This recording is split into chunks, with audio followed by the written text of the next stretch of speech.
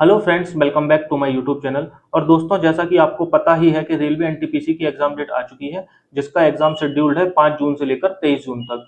तो अगर हम आज से देखें तो हमारे पास मात्र 10 या 12 दिन ही बचे हुए हैं। तो हम इस 10-12 दिनों में ऐसी क्या स्ट्रेटेजी फॉलो करें जिससे हमारा स्कोर मैक्सिमम हो जाए। वीडियो शुरू करने से पहले मैं आपको बता दूं कि मैंने रेलवे के डिफरेंट एग्जामों में मैं अपीयर हुआ हूं और उसमें मैंने डिसेंट स्कोर भी किया हुआ है। और जो एनटीपीसी का पिछली बार जो एग्जाम हुआ था 2019 का, उसमें भी मेरे 84 पॉइंट समथिंग मार्क्स थे। और रेलवे के डिफरेंट एग्जामों में मैंने 80 प्लस ही स्कोर किया हुआ है। वो आप यूट्यूब पे जाकर मैंने डिस्क्रिप्शन में अपने स्कोर लगा रखे हैं, तो आप वहां से चेक कर सकते हैं। अब चलिए टॉपिक पे आते हैं। तो दोस्तों, इन 10 दिनों में आप ऐसा क्या करें कि आपका स्कोर मैक्सिमम हो जाए। तो जैसा कि आपको पता ही है कि रेलवे एनटीपीसी का जो सीबीटी 1 है वो केवल क्वालिफाइंग नेचर का है, लेकिन आपको क्वालिफाई करना जरूरी है जब भी आप सीबीटी 2 के लिए अपियर हो पाएंगे। तो इसमें मैथ के आने हैं 30 क्वेश्चन और रीजनिंग के आने हैं 30 क्वेश्चन। तो पहले हम लोग इन दोनों की बात करते हैं, मैथ और रीजनिंग की। तो अभी आप 10 ये जो आपके 10 दिन बचे हुए हैं, इसमें आप क्या करेंगे कि दोस्तों, आप नया बिल्कुल मत पढ़िए। आपने जितना भी सिलेबस कर रखा है, चाहे वो आपका 60% हो, 70% हो, 80% हो, वॉट एवर, आपने जितना भी सिलेबस कंप्लीट कर रखा है, आप उसी पे स्टिक रहिए। उसी को आप बार बार मल्टीपल टाइम्स रिवाइज करिए, रादर देन कि आप कुछ नया पढ़ें। अगर आप नया पढ़ेंगे तो नए के चक्कर में आप वो उसे एग्जाम में तो आप उसे अप्लाई कर नहीं पाएंगे, और जो आपने पुराना पढ़ रखा होगा उसे भी आप और भूलने लगेंगे। तो इसीलिए मैं आपको सलाह देता हूं कि आप इन 10 दिनों में बिल्कुल भी नया कुछ मत पढ़िए। जो आपने पढ़ रखा है आप उसी को बार बार रिवाइज करिए। अब बात करते हैं मैथ की, कि इन 10 दिनों में, बचे हुए 10 दिनों में आप मैथ को कैसे टैकल करेंगे। तो इसका सबसे बेस्ट वे होता है कि आप ज़्यादा से ज़्यादा प्रैक्टिस करें। मैक्सिमम आप प्रैक्टिस करेंगे वही आपके लिए बेनिफिशियल होगा। तो प्रैक्टिस करने के भी बहुत सारे मेथड होते हैं, लेकिन मैं आपको एक बहुत ही रामबाण तरीका बता रहा हूँ जिससे आपका स्कोर जल्दी बूस्ट होगा और आपको कॉन्फिडेंस भी आएगा। तो आप क्या करिए, आप इसके सेक्शनल मॉक दीजिए। जैसे अगर आप मैथ, जैसे हम मैथ की बात करें, तो आप मैथ के कम से कम आपको दिन के 3 सेक्शनल मॉक देने हैं। अगर आप 3 सेक्शनल मॉक देते हैं तो आपके 30 क्वेश्चन के आप 3 मॉक देंगे तो आपके 90 क्वेश्चन अटेम्प्ट हो जाएंगे। मतलब कि आप एक दिन में 90 क्वेश्चन कर पा रहे होंगे, सॉल्व कर पा रहे होंगे। तो ये आपकी ठीक ठाक प्रैक्टिस हो जाएगी। तो इन सेक्शनल मॉक को आपको देना कैसे है कि आप क्या करिए, पहले आप इन एक सेक्शनल मॉक दिया, आपने सेक्शनल मॉक दिया, जैसे 30 क्वेश्चन का मॉक था, तो 30 क्वेश्चन में से हो सकता है आपको 25 क्वेश्चन आए, 26 क्वेश्चन आए। अगर आपने पूरा सिलेबस कर रखा है, रिवाइज कर रखा है, तो आपको 26 27 क्वेश्चन बनाने में कोई दिक्कत नहीं होगी। एक दो क्वेश्चन में आप अटकेंगे। अगर आपका सिलेबस थोड़ा कम होगा तो हो सकता है वही क्वेश्चन आपके 24-25 हो पाए। तो आप क्या करेंगे, पहले आपने एक सेक्शनल मॉक दिया, आपने सेक्शनल मॉक दिया, उसके बाद फिर आपने उसका आपको हल्के एनालिसिस भी वही करना है। जैसे आपने एक सेक्शनल मॉक दिया, उसका आपने एनालिसिस किया, तो एनालिसिस में आपको क्या करना है, एक तो आपको रॉन्ग क्वेश्चन देखने हैं कि आपके जो रॉन्ग क्वेश्चन हो गए हैं वो रॉन्ग क्यों हुए हैं। और उसके बाद फिर आप अनअटेम्प्टेड क्वेश्चन देखेंगे कि जो आपने क्वेश्चन अटेम्प्ट नहीं किए हैं, वो आपके ज्यादा नहीं होंगे, वो आपके मैक्सिमम 4 या 5 क्वेश्चन होंगे। तो 4-5 क्वेश्चन आपने वो देख लिए। और जो आपके रॉन्ग क्वेश्चन होगा, एक दो ज्यादातर होगा आपके, आपने सिली मिस्टेक कर रखी होगी, तो आप उन सिली मिस्टेक को अवॉइड करेंगे। या फिर हो सकता है आपको फॉर्मूला वगैरह थोड़ा बहुत यहाँ हो गया हो, या फिर कैलकुलेशन मिस्टेक जो भी हो, तो आप उनको रॉन्ग क्वेश्चन को देखेंगे। हालांकि मैथ और रीजनिंग में आप कोशिश करें कि एक्यूरेसी आप बिल्कुल 100% रखें। अगर 100% नहीं रख पा रहे हैं तो आप तो भी आप ये कोशिश करें कि कम से कम आपके मैथ और रीजनिंग में गलत हो, क्योंकि जब आप उसको एनालिसिस करेंगे तो आप फिर यही देखेंगे कि यार ये क्वेश्चन तो मुझे आता था, ये क्वेश्चन तो मैं सही कर सकता था, लेकिन जल्दबाजी में या फिर नर्वसनेस में आपने ये क्वेश्चन गलत कर दिया। तो आप उससे बचें, क्योंकि वो आपके फ्री के मार्क्स थे जो आपने किसी को दे दिए। क्योंकि देखिए दोस्तों, जो आपको क्वेश्चन आता था वो आप उसे सही भी कर सकते थे, और हालांकि आपने जल्दबाजी में वो गलत कर दिया, तो आपका 1 मार्क तो वो गया गया जो आप सही करके आपको मिल सकता था, और प्लस में 0.33 भी जाएंगे, क्योंकि नेगेटिव मार्किंग भी है 1/3 की।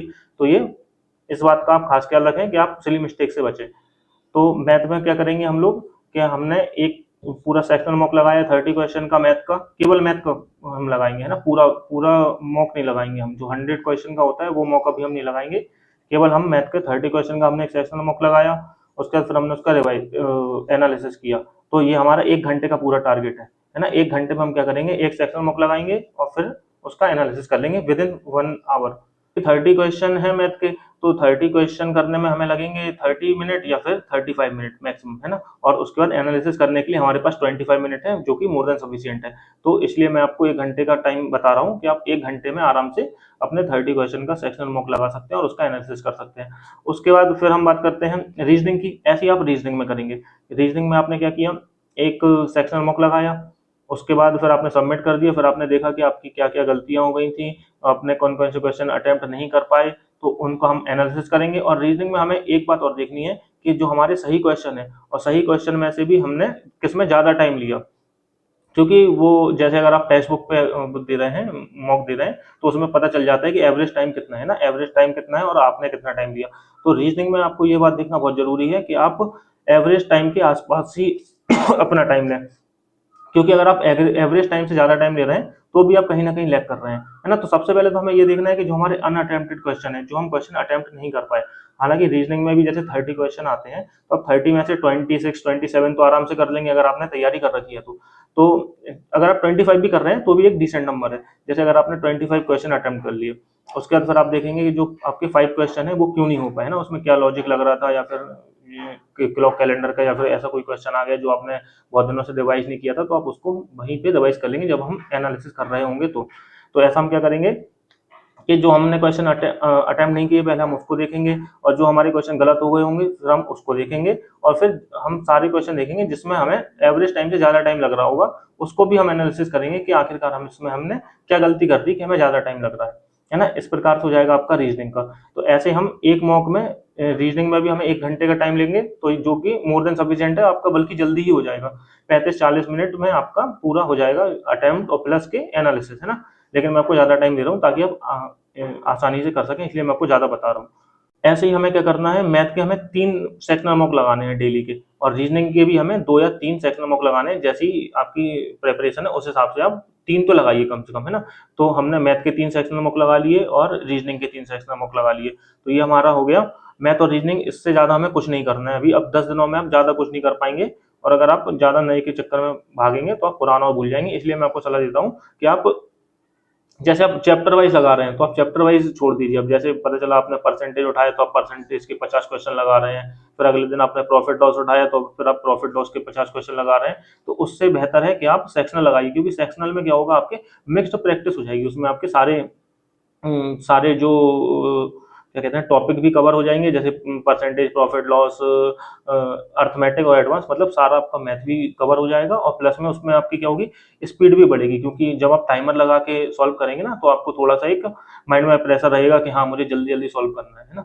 तो क्योंकि आपको वहाँ पे विद इन टाइम ही तो सॉल्व करना है एग्जाम में, तो इसीलिए आप क्या करिए कि आप 3 सेक्शनल मॉक लगाइए मैथ के, और 3 सेक्शनल मॉक लगाइए रीजनिंग के। ये तो हो गया हमारा मैथ और रीजनिंग का, है ना।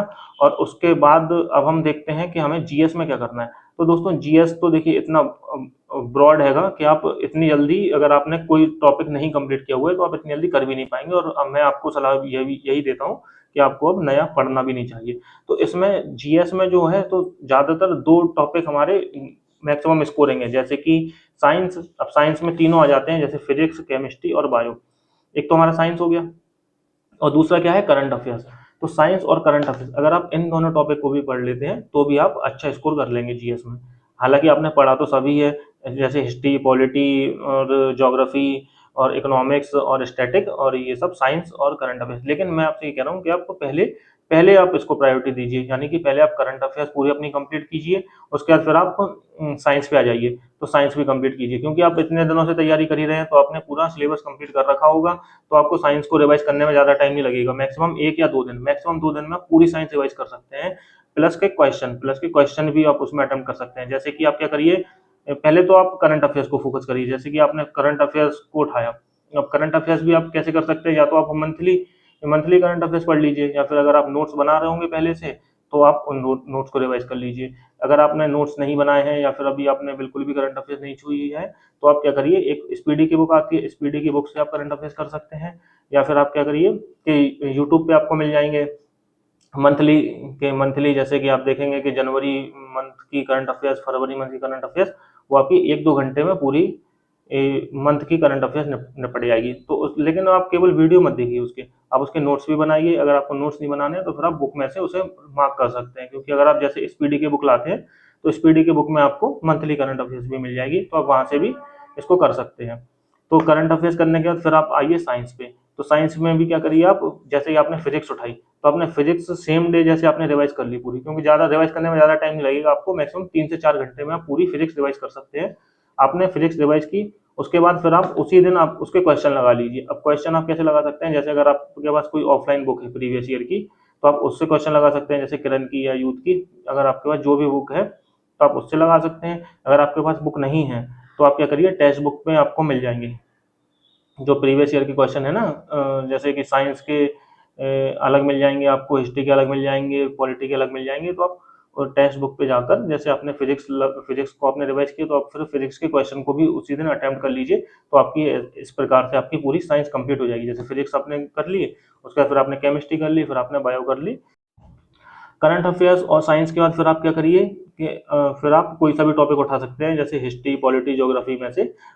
मैं सलाह दूंगा कि आप पॉलिटी पहले रिवाइज करिए, क्योंकि पॉलिटी कंपैरेटिवली छोटा होता है सब्जेक्ट, और आसानी से रिवाइज हो जाता है, और जल्दी उसमें क्या स्कोरिंग होता है, मतलब कि अगर आप कम भी पढ़ेंगे तो भी आप स्कोर कर सकते हैं। उसके बाद फिर आप हिस्ट्री उठा सकते हैं, फिर आप ज्योग्राफी कर सकते हैं, जो भी आप, मतलब वो तो आपके अकॉर्डिंग टू इंटरेस्ट है कि आपको किस सब्जेक्ट में कितना ज़्यादा इंटरेस्ट आता है, उस हिसाब से कर सकते हैं।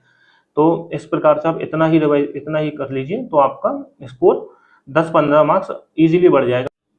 मैं आपको फिर से 1 मिनट में समराइज कर देता हूँ कि आपको क्या करना है। दोस्तों, मैथ में आपको केवल लगाने हैं सेक्शनल मॉक। अगर आप दिन के 3 मॉक लगा सकते हैं तो मोर देन इनफ है कि आप 3 मॉक लगाइए सेक्शनल, है ना, मैथ के। तो उसमें आप क्या करिए, एक तो मॉक लगाइए, प्लस में उसका एनालिसिस करिए, है ना। एनालिसिस करना बहुत जरूरी है, और एनालिसिस भी ऐसा करिए कि जो क्वेश्चन आपका मॉक में गलत हो गया या फिर आपका अनअटेम्प्ट हुआ है, और आप एनालिसिस ऐसा कर लीजिए कि अगली बार वो जो क्वेश्चन आए तो फिर आपको वो अटेम्प्ट करना ही है ना। इस प्रकार का आपको एनालिसिस करना है। अगर आपको लग रहा है कि कोई क्वेश्चन आपको ज़्यादा दिक्कत कर सकता है बाद में, तो आप उसे नोट भी कर सकते हैं। आप एक कॉपी बना लीजिए, उसमें आप कॉपी में नोट करके क्वेश्चन लिख लीजिए, उसका सॉल्यूशन लिख लीजिए। तो आप 1-2 बार जब उस क्वेश्चन को देखेंगे ना, तो आपको ऑटोमेटिकली वो क्वेश्चन दिमाग में छप जाएगा कि हाँ, इसको ऐसे ऐसे करना है। तो मैथ का ये हो गया, आपको 3 सेक्शनल मॉक लगाने हैं। रीजनिंग का भी सेम है कि आपको 3 सेक्शनल मॉक लगाने हैं, उसका एनालिसिस करना है। जो आपको पैटर्न या लॉजिक नए लग रहे हैं तो आप उनको एक कॉपी में नोट डाउन कर सकते हैं। और जीएस में मैंने बताया ही है आपको कि आपको सबसे पहले फोकस करना है करंट अफेयर्स पे, क्योंकि करंट अफेयर्स के 10 से 12 क्वेश्चन आते हैं, है ना, वही आपका स्कोरिंग पार्ट है। तो आप करंट अफेयर्स को पहले टारगेट कर लीजिए, उसके बाद फिर आप साइंस को टारगेट कर लीजिए, फिर आप हिस्ट्री, पॉलिटी, ज्योग्राफी, इनको आप एक एक दिन में इजीली कर सकते हैं रिवाइज। रिवाइज करने के बाद आप सेम डे उसके क्वेश्चन लगा लीजिए। बस आप इतना ही कर लीजिए, तो भी आपका CBT 1 क्लियर होने से कोई नहीं रोक सकता। उसके बाद अगर फिर भी अगर आपको कोई डाउट होता है तो आप कमेंट में पूछ सकते हैं, तो मैं आपको रिप्लाई कर दूंगा। और दोस्तों, अगर आपको वीडियो हेल्पफुल लगती है तो आप इस वीडियो को लाइक कर सकते हैं और मेरे चैनल को सब्सक्राइब कर सकते हैं।